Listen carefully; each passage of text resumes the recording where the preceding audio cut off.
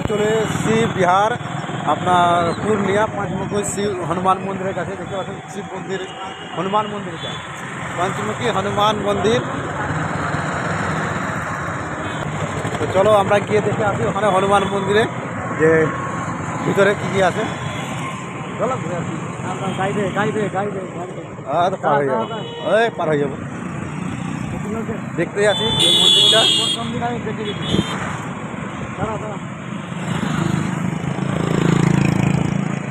পাশে হচ্ছে হনুমান মন্দির, পাশে হচ্ছে হনুমান মন্দির। এটা হলো পঞ্চমুখী হনুমান মন্দির পূর্ণিয়া।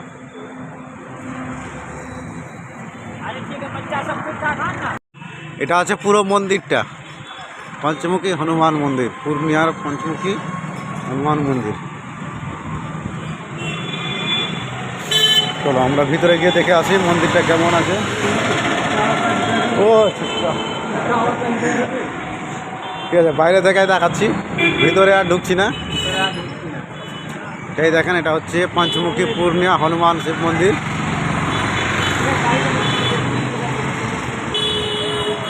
পঞ্চমুখী হনুমান শিব মন্দির, এখানে সবাই প্রত্যেক জনাই এখানে আছে, মানে যারা পুজো করে বের হয় এখানে দান যায়, সব কিছু করে।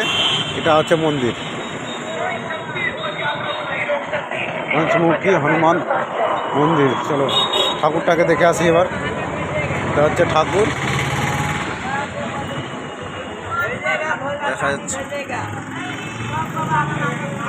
দেখা যাচ্ছে কিনা, কেন ভিতরে ঢুকতে পারবো না, তাই জন্য দেখাচ্ছি এখান থেকেই।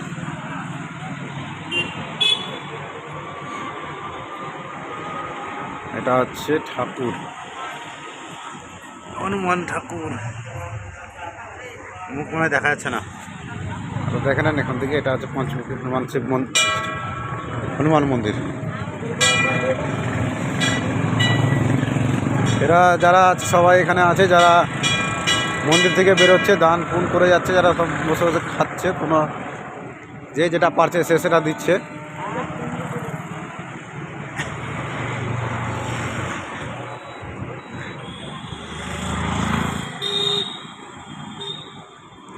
পূর্ণিয়ায় পঞ্চমুখী হনুমান মন্দির এটা।